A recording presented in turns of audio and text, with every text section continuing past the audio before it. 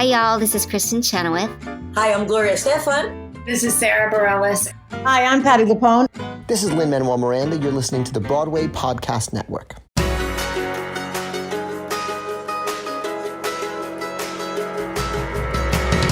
Hey everyone, welcome to the Theater Podcast, intimate personal conversations with the industry's biggest names. I'm your host, Alan Seals, and this is another episode I'm bringing back to you from the vault, as I'm calling it. This is with Tony winner, Bonnie Milligan, who just won a few weeks ago for her role as Aunt Deb in Kimberly Akimbo, and this is originally episode 5. We recorded on November 9th. It was launched on November 19th, 2018. This is such an oldie, and I absolutely love it. Bonnie has continued to grow, of course. We were originally recording for Head Over Heels, so the majority of the conversation is about that. Enjoy this episode. Bonnie is a gem. She is Broadway's national treasure. So now everybody please, again, enjoy this episode with Bonnie Milligan. Here you go. 1, 2, 3.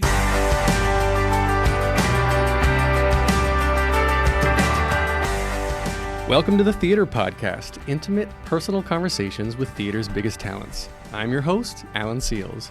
Today we have with us Bonnie Milligan, otherwise known across the internet as Belting Bonnie. Hello. Yes.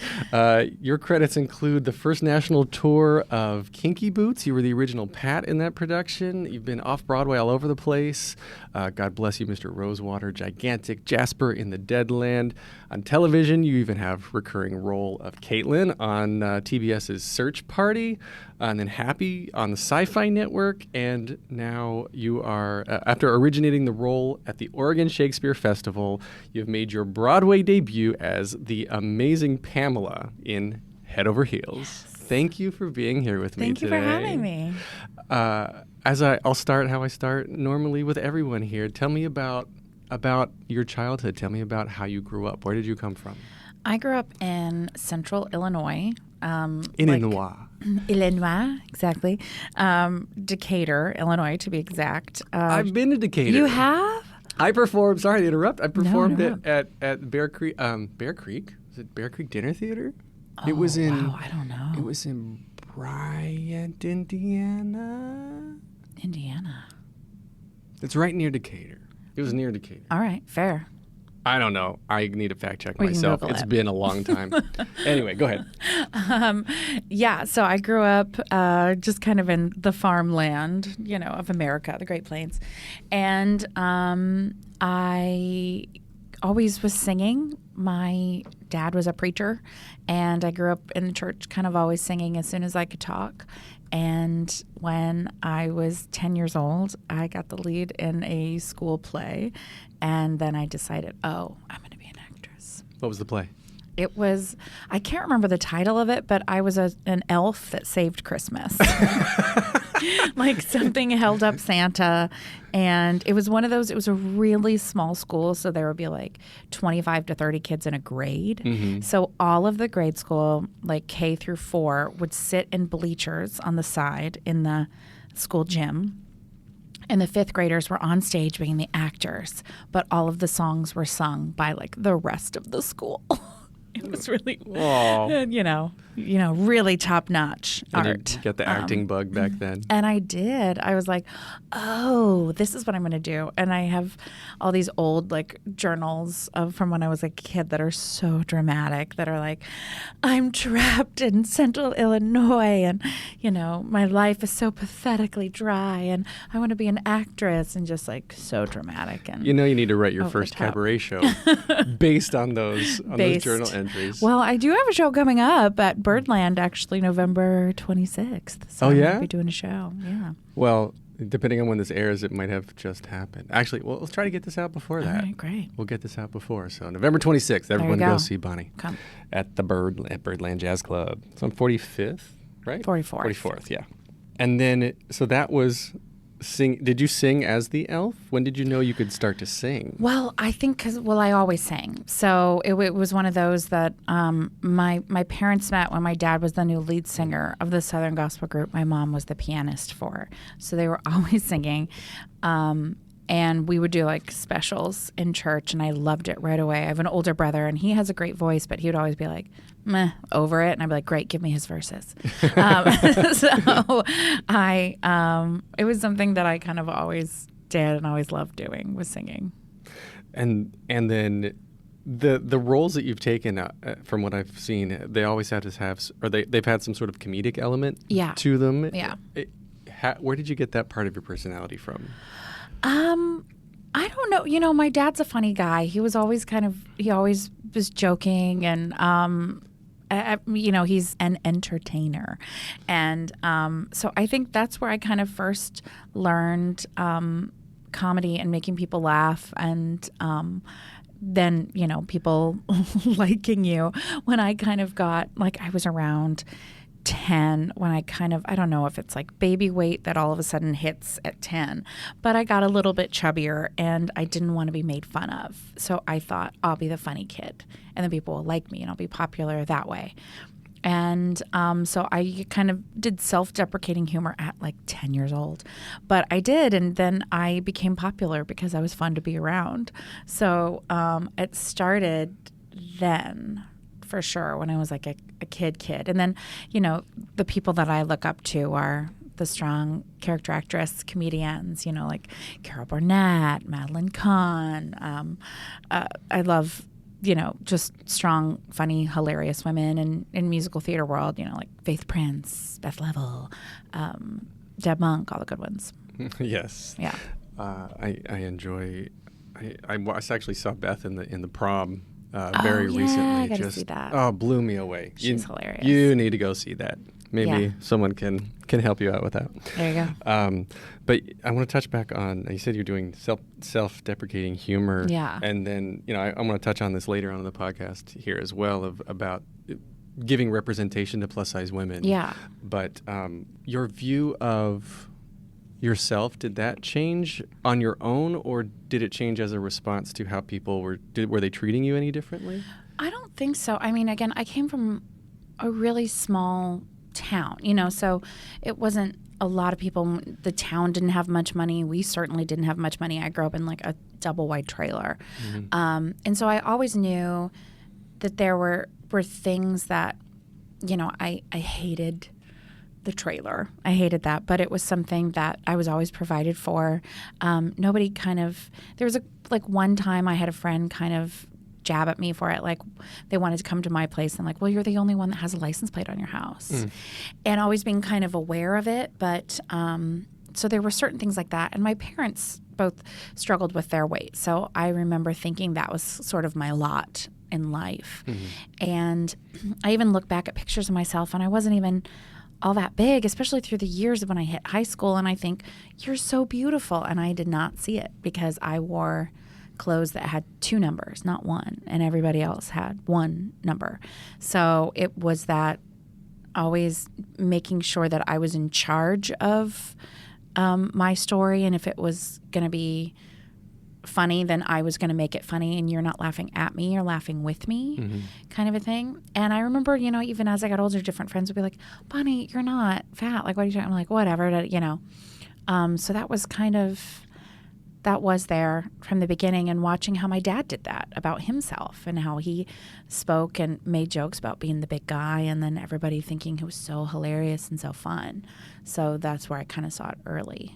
And then as a preacher, though, did he incorporate that into his into what he was saying? Yeah, I think it would be like, you know, he always had jokes. He's a really funny guy, so his messages, that's where a lot of people actually liked. He kind of traveled around and he would guest do sermons and stuff, and people always liked having him because he was really funny and relatable, and a really kind of down-to-earth guy that loved everybody he ever met, and, you know, was just a nice guy. So I kind of took that example of also being kind about everybody around me and embracing everybody around me, and trying to make everyone feel comfortable. Yeah, I don't know. So you were a 10-year-old elf. And Georgianne, yes, Georgianne. And you said, I want to be on Broadway. Yeah. And did everybody say, all right, let's help you? Or were they saying, there's no way you're going to get there? Well, like it started off, so then once I decided this is what I'm going to do, I started thinking about what can I do locally, I don't know where all of this came from, but I would remember looking in the paper and being like, Mom, can we go to this audition? And somebody, I don't remember how I got involved with this summer program that Decatur did called the Best of Summer Stock, which BOSS, Boss. And they're Milligan University is in town, and it's kind of like a show choir they call the Park Singers. And they ran this program where it was just essentially musical theater camp for kids, but kind of show choir camp in a different way. And so I started doing that. And, my grandma paid for me to go, and she would take me every day. And it was really great. And that's how I kind of also got involved in, like, the local children's theater there. And then, they got me into musical theater camp for when I got a little bit older. And then as soon as I could drive, I was doing, like, community theater productions as well as my school productions. So I was, like, always doing a show. And I think, my mom especially was always just somebody that was like, just said yes and was like, okay, and never said that's not going to happen for you. Was just kind of let me have like the big dreams and let me do all the things along the way, which was really great. And, especially coming from a really small town, everybody's like, well, you're really talented, and kind of, I think, had hopes for it, but nobody said that's not going to happen for you. Wasn't really until later in college when it got a little bit like some voices of it's going to be hard for you because of your weight and you might not make it. But it took a while for me to kind of hear that because people were pretty encouraging along the way as I was growing up. You said in college people started, I guess, trying to reality check you, for a lack of a better phrase. Did that dissuade you at all, or were you like, screw you guys, I'm going to do this anyway? There was one incident that happened. It was with somebody that just meant a lot to me, and it was like over drinks that had said, it's not going to happen for you. And this person is who I really, really looked up to. And so I was devastated. And the next day they were very like, I'm so sorry. It was the vodka, and I don't think that. But it was like, what? Why would you say that? And, I forgave her, and I thought, okay, yeah. But it wasn't honestly until years later I really realized what those words had planted in me, this like idea of that was a premonition, like a truth, rather than like an opinion of somebody that you're like, okay, whatever, I'm different and it's going to be different for me. That someone that I trusted with everything that said it with, I love you and this is why I'm telling you this, of fear. And of course there was all the insecurities that you have inside yourself anyway that fed into that.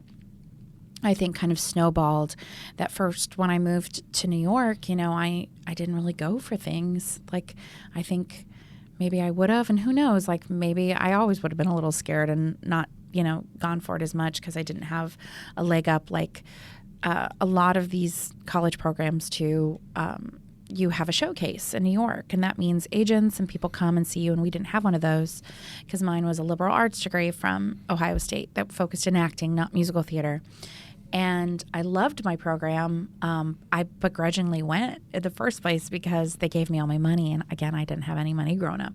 So it was one of those things that wasn't, honestly, it was like 4 or 5 years after I'd moved to the city that I realized, oh my gosh, like I haven't been doing this. And I didn't realize what those words really did mean to me, that that was kind of a devastating thing to realize what I had allowed to permeate my like self-worth and confidence.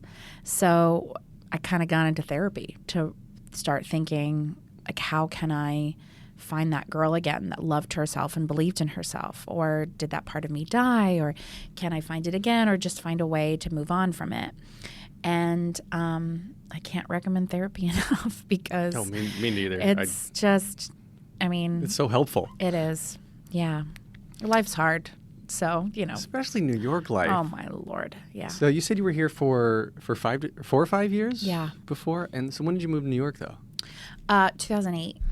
2008. Okay, so that was 10 years ago. Yeah. And then when did the first workshop for Head Over Heels kind of fall your way? That came 4 years ago. So that came in 2014. We did the very first reading of Head Over Heels. It was here in the city? It was, yeah. And then, okay, so you did the reading here, and then it got success at an Oregon festival? Yeah, so then they did the world premiere a year later in 2015 at the Oregon Shakespeare Festival. And so I had, after the reading, I booked the first national tour of Kinky Boots.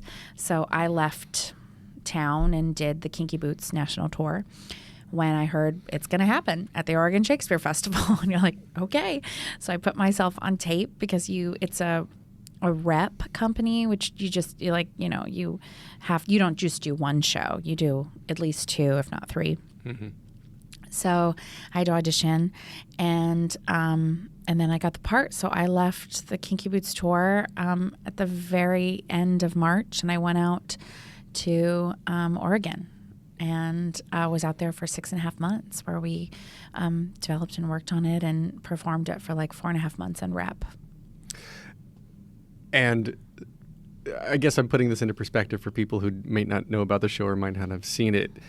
A show that is on Broadway that has so much unique representation that we haven't seen before, premiering at a Shakespearean festival. Because it's a jukebox musical of go-go's music. Mm-hmm.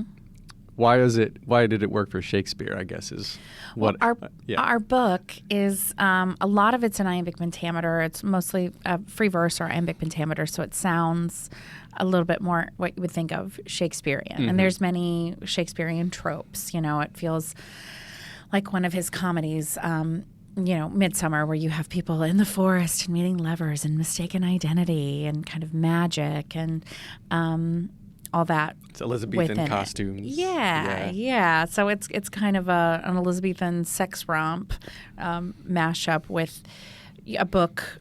It's based on Sir Philip Sidney's Arcadia, which was in the 1580s. So you have a book from the 1580s with the music of the 1980s. And somehow it works. Well, speaking of sex romp, I want to sidetrack real quick and talk about Cuff Me. Yes. The 50 Shades of Grey musical parody off Broadway in 2013. I don't know if I had I'd call it the pleasure of seeing it. Did you enjoy that? What was that? It was my off-Broadway debut. It was the first thing that I had done off-Broadway. And it was so fun and ridiculous. There were 4 of us actors, and 2 people that played Anna and Christian, and then the other 2 of us that were kind of the clowns that we did. We were 2 New Jersey housewives, like we're reading about the book in a nail salon. It was an old woman trying to buy like supplies, and I was her inner monologue and her roommate, and it was one of those crazy, like 80-minute shows where you just go, and they parodied pop songs. And I would have like 4 costumes on at one point because I was like in a onesie with things underneath and things underneath to make a quick change. And it was just one of those shows where it was so fast and furious. And they allowed a lot of kind of improv, and I love that improv nature. I'm just really having fun, and I did it with really funny people. So we would have a lot of like the middle-aged Jersey ladies coming in. That was really our crowd. And we did it at the Actors Temple, which is funny because it's an active temple, doing 50 Shades of Grey. Cuff Me. Oh, like a religious temple. Yeah. Wow. Yeah. That's amazing. That also doubles as like a theater. Would you consider that your weirdest job? I mean, that was a pretty crazy job. Yeah, I think that was. Yeah, and we toured it a couple times. We went to Texas. We went to Florida. Texas. We went to Boston. Yeah, for like a week. You would just go and do like a week of shows, and it was really funny and really crazy. We were at like the Boston Opera House doing Cuff Me. I kid you not. I just imagine these pent up housewives that are just coming in and being like, don't tell my husband that I'm here, but I'm really enjoying this. A lot of bachelorette parties. It was a good time. Oh, yeah, I'm sure. Yeah. I'm sure that's incredible. So getting back on track. Yeah. October 21st, 2018, Head Over Heels was the 100th post-opening performance. Yeah. And I found a quote online of something else you said once. You said, many scoffed that we wouldn't even make it to here, proud to be taking down the patriarchy, rejecting the binary, exploring the gender spectrum, representing so many, and celebrating queerness on Broadway. What does all of this, all of this behind the show, it's so unique, it's so representative of things we don't see. What does this all mean to you? Like you, the person? I think it feels like an important responsibility to show people themselves that have never seen themselves, that are, especially in this world right now with this administration, there are so many attacks, especially on the LGBTQIA community. And it's devastating and it's so hard. And I meet so many people at the stage door that are, especially young queer kids and non-binary kids, that are just like sobbing, saying, I never thought I would hear they pronouns like in a Broadway show. And what we're doing is celebrating queerness and celebrating finding your true authentic self and identity and embracing it and embracing acceptance for other people. And I think it's a message we need right now in this world that day by day feels scarier and harder to think, how are people letting this happen? And so to feel like we're on stage showing the cis white hetero man be taught a lesson by a powerful trans person of color saying, you need to stop doing what you're doing because you're going down a bad path of like chaos and destruction. And because we're set in Elizabethan kind of a time period, it feels like a fairy tale, and it feels far enough away that you can embrace this magic and this ideal situation of this man actually learning his lesson and feeling like he needs to change. And having, even in that, me, the big girl on stage, being the beautiful princess, and everyone on stage saying you are, there's this... we're empowering this like body positivity, this rejecting the binary, saying one of the other characters, he kind of finds gender fluidity in the show and embraces that. And there are things that it's just like people want to get hung up on these things, especially like the president. And it's insane to me. And I love that we get to celebrate the beautiful spectrum of souls that inhabit this earth. And I think it's important, and I think it's somehow dangerous for us to go that far to embrace all these people, and it's too much. And that's what I was talking about, people thinking, oh, they'll never get this far because they're being so inclusive, and it's frustrating. And so it delights me to be able to do this 8 times a week, and it feels like a responsibility to celebrate people that aren't celebrated, and that in fact fear their livelihoods are at stake and at risk, and to say, we love you here and we celebrate you. Beyond allowing you to be here, you're a part of this world, and it's, loved and also normalized in a way too. It's not, just to have it there. We love and appreciate the people that inhabit our world. And I was just thinking about your father. You said he was very religious, obviously. Yeah. A preacher. Did you hear?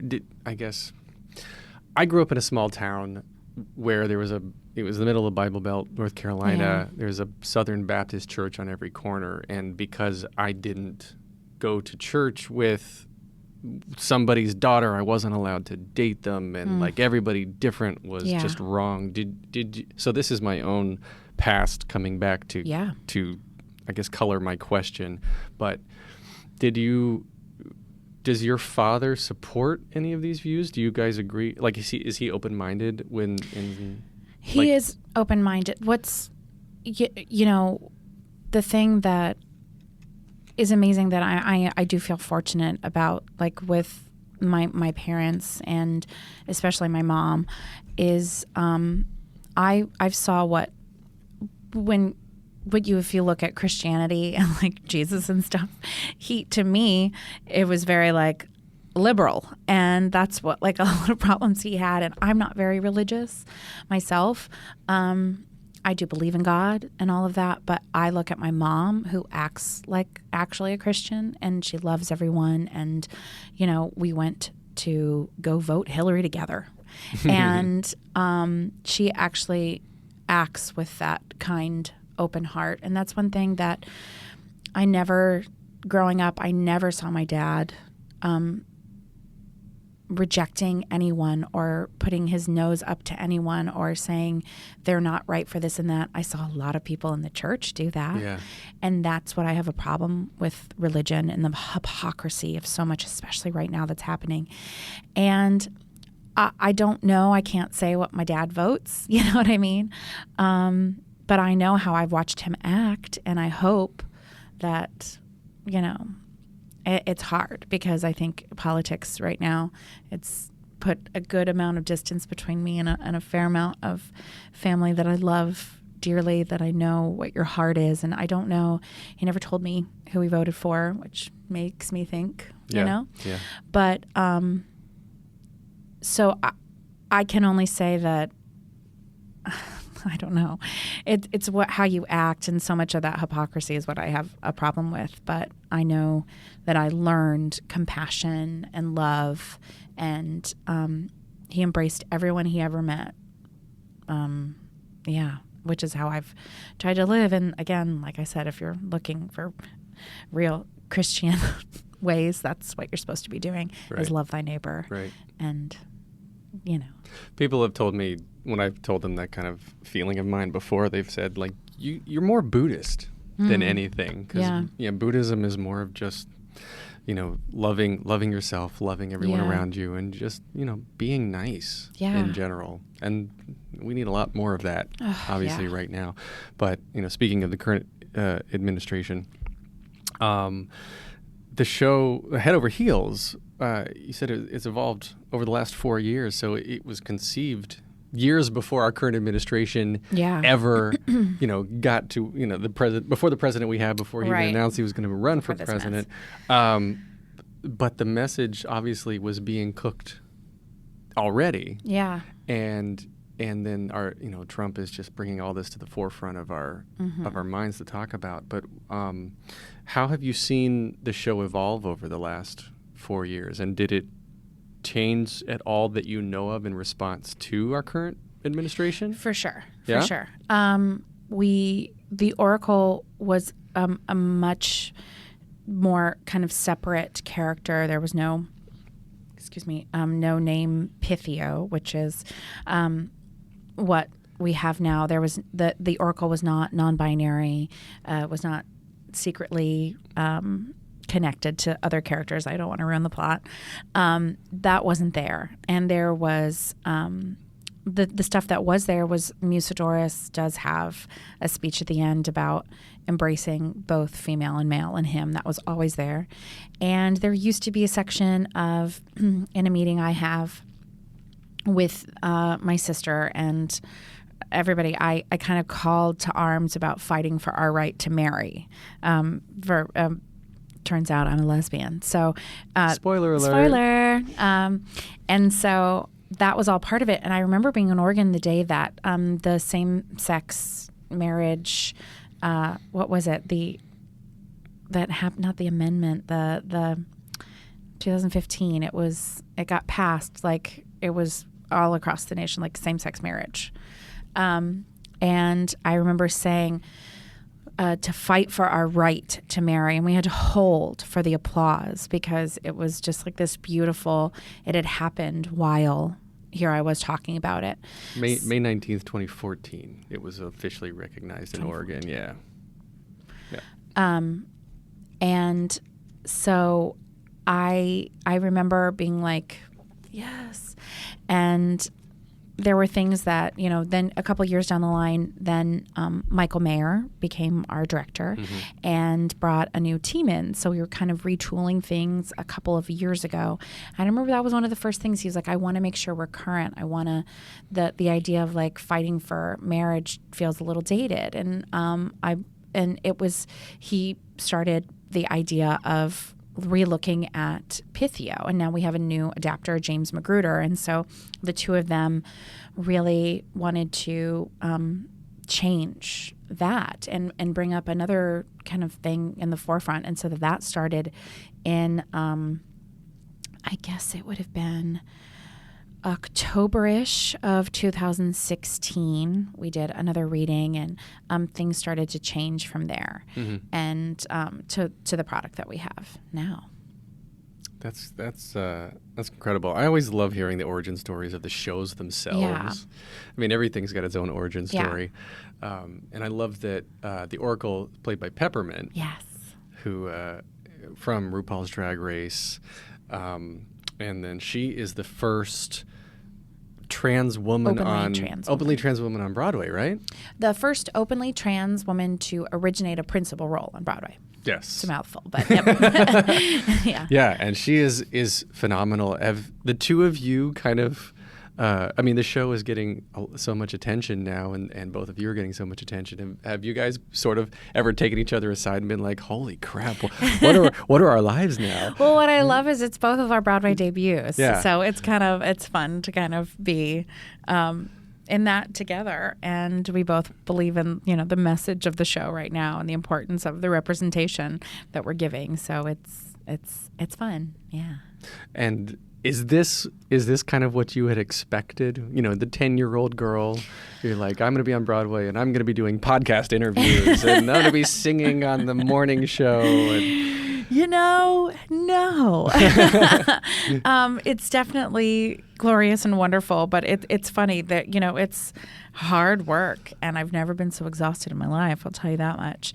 But it's also amazing and exhilarating, and sometimes you're like, oh, I'm just doing my show, and other times it kind of strikes you, oh, I'm on Broadway right now, and it doesn't go past me how important like the show is, but also like the step in life that here I am and it actually happened. It's funny to like have the different people throughout my past reaching out to me. Now, I just had like a high school friend come into town with her husband, and she came to the show.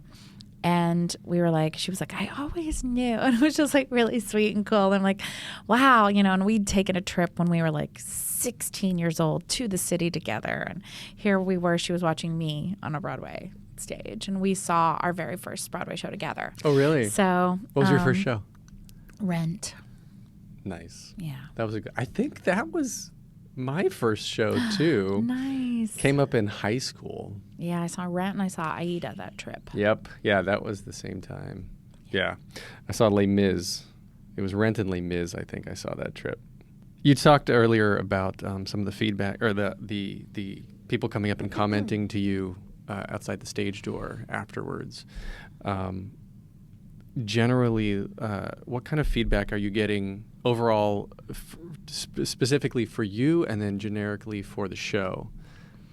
I definitely get a lot of, just the other night, a girl, came up to me, and she was a bigger girl and curly hair, and she's like, I can't tell you what it means for me to see someone who looks like me on stage, and that you're being called beautiful, and she just had tears in her eyes. She's like, it just means a lot. It means a lot. Mm-hmm. And there are a lot of people that I've met that beyond size or whatever have clearly been told they're probably not enough in society for whatever reason it is. And the amount of them that says how much it means to them to hear me sing the song Beautiful right off the top of the bat, which is just me talking about how beautiful I am, means a lot. And that's something that, on days where if I've had a bad day or a rough day or whatever, you don't feel great about yourself, which happens to all of us.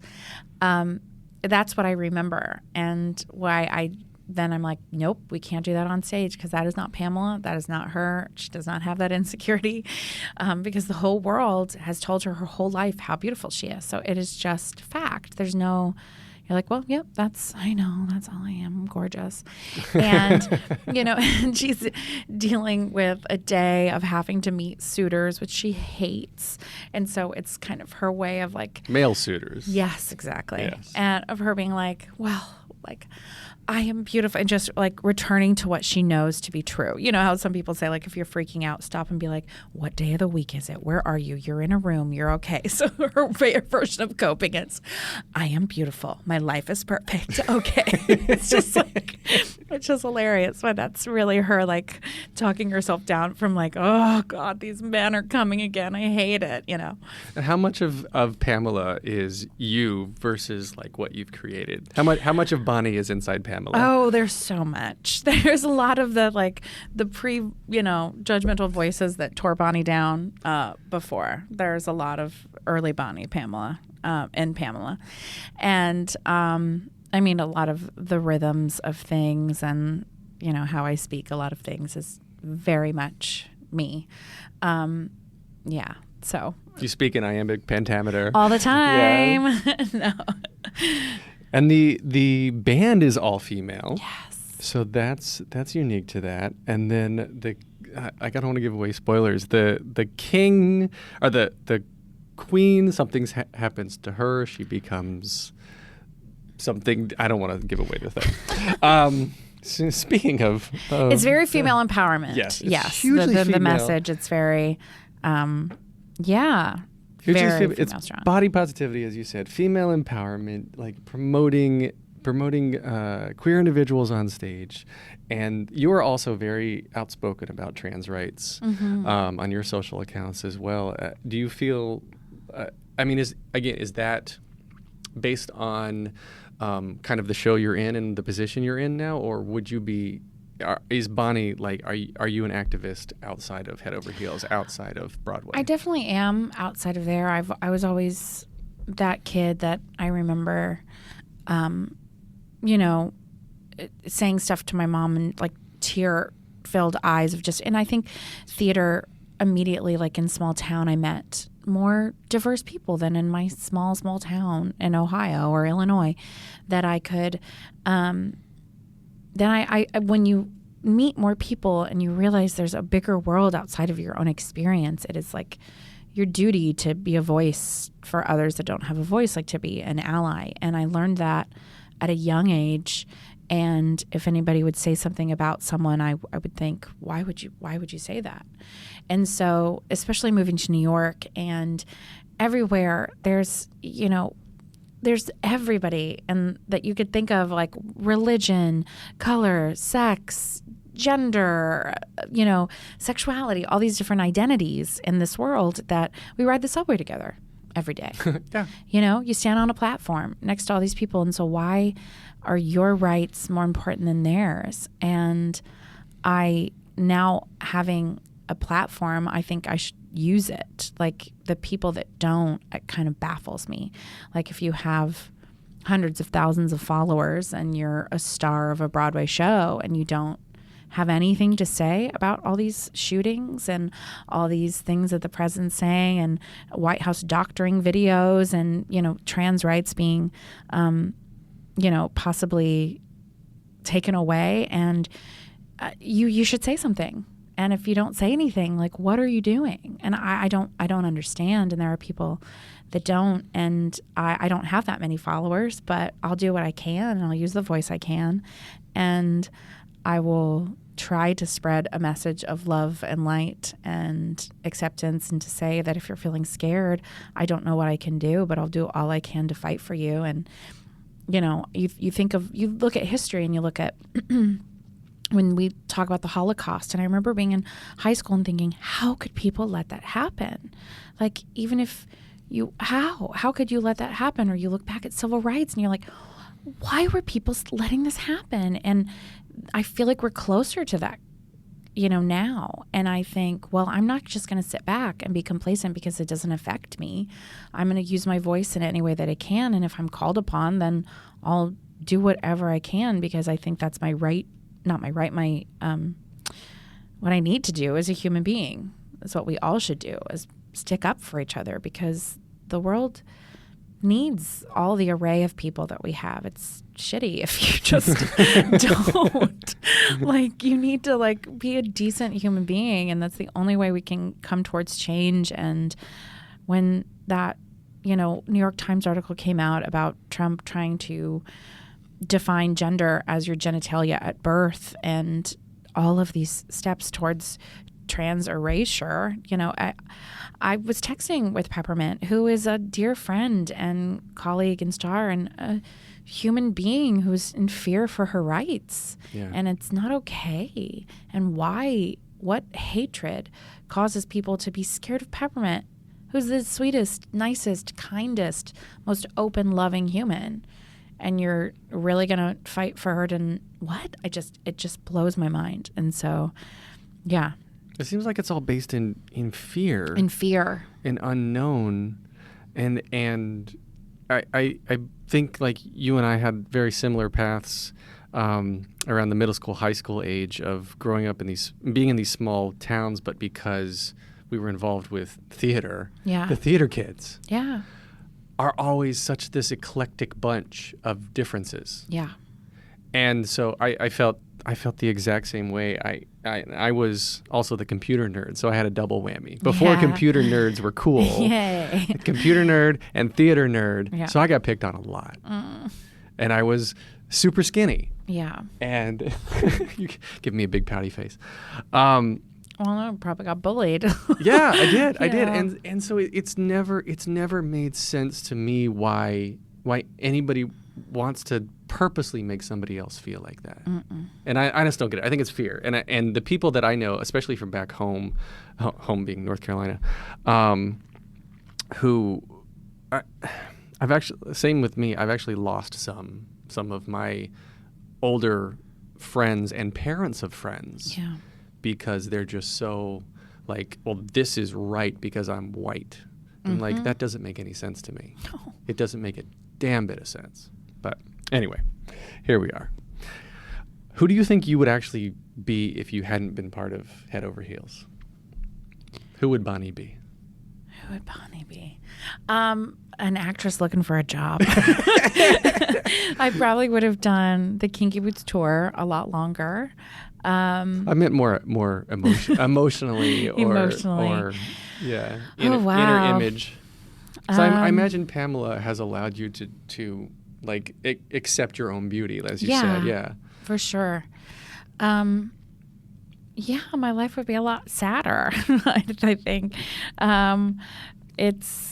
I feel like I've learned so much in this process of the show and being the only person to have been with it from the beginning and riding that roller coaster. I've learned so much, and I've met such amazing people that are so integral and important in my life that I just can't imagine. Like the woman who played my mom in Oregon is one of my dearest friends, and she's kind of like my theater mom. Mm-hmm. So she's really my mentor in a lot of ways, and God, I can't imagine life without Miriam. She has kept me off the ledge in so many ways. Yeah, it would be a lot sadder. Yeah. Wow. What do you think you're the most proud of so far in your career? Your career is actually, your Broadway career is just starting. You will have many more decades. But what are you proud of so far? I mean, I'm really proud of this. I'm really proud of this show. And what we're doing and the album that we got to make. I mean, that's a lot of bucket list stuff that I've gotten to do with this show. And the lives that I feel like we're really changing. I'm very proud of that. And if you could pick any role in a show to just in general, you could say, I want that role, give it to me now. What would you pick? I want that role, give it to me now. Oh gosh, I feel like existing things. So I always say, I mean, they're bringing here, I'm sure they're using their West End girl, but I've always wanted to do female Bobby and Company. Very good. Yeah. And then just a quick plug for you as we're wrapping up here. You will, when are you going to do Escape at Dannemora? And what is that? Okay, so it's a new miniseries that's coming out on Showtime that Ben Stiller directed. I've heard of him. It's, he's an up-and-comer. Yeah. They have an amazing cast. It's led by Benicio del Toro and Paul Dano. They play a few years, I think it was 2015, there were 2 prison escapees up in the Finger Lakes, up at Dannemora. So that's what this is about. And Patricia Arquette plays the corrections officer who helps them escape. And David Morse, Bonnie Hunt, one of my personal heroes. We didn't have any scenes, but the fact that we're in an episode at the same time. I'm pretty jazzed about. So your filming's all done already? Yeah. I filmed it last year. So I did 2 episodes. There's 8 total. I play a waitress named Bitsy. And Bitsy. Yeah.